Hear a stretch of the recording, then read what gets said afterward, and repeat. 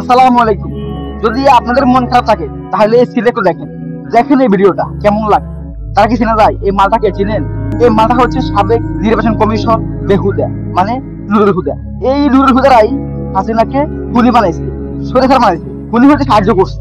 এই বেহুদা গুলা প্রতিবার 14, 18, 24 ভোটের একদিন আগে, মানে ভোটের দিন রায়, এই নুরুল হুদারা তাদের পার্টির লোকেরা, তাদের টিমের লোকেরা তাদের অন্ধকারে ভোট দিয়া পুরা ব্যালট বক্সে ভরাইয়া তারপর এই ভোট ফেলাইতো তাদের অফিসে।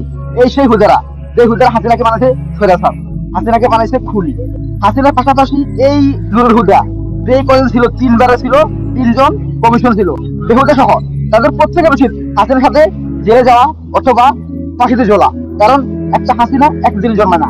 এরকম বেহুদারা আছে বলেই হাসিনার মতো হাসিনা টিকে থাকে বাংলাদেশে।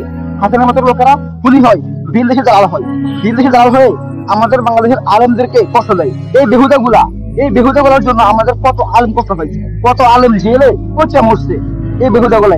এই বেহুদারা হাসিনার ভোট দিয়া দিয়া রাতের অন্ধকারে হাসিনারা বানাইছে কি সৈরাচার। এখন দেখেন কি অবস্থা, কেমন লাগে। এখন কথাই আছে, আপনি যে কাজে করেন না কেন, আপনি অন্যায় করলে হয়তো দুনিয়ায় না হয় আখিরাতে আপনি এটা শাস্তি পাবেনই। কিন্তু এই বেহুদা গুলা ক্ষমতা পাইয়া, টাকা পাইয়া তারা ভুলে গেছে যে আসলে ক্ষমতা কখনো চিরে থাকে না। যে হাসিনা এক সময় দেশে ছিল বাঘের মতো সাধারণ মানুষের উপরে, আলেমদের উপরে জুলুম করছে, আর আজকে সেই হাসিনা এই দেশে নেই, দেশ থেকে পলাইয়া গেছে, তার দল নিষিদ্ধ হয়েছে। আর এই বেহুদা গুলা এখন মানুষের ডিম খেয়ে দিচ্ছে, ডিম ছাড়া আপনি জুতার মালা গলায়, এর থেকে বড় শাস্তি কি হতে পারে? আলহামদুলিল্লাহ, আমি আল্লাহর কাছে অনেক শুকরিয়া, ইয়া রব, আপনার কাছে শুকরিয়া করার কোনো শেষ নেই। আপনি আমাদেরকে অনেক দিয়েছেন। আমরা চিন্তাই করি না যে আমরা হাসিনাকে দেশ থেকে বের করতে পারবো।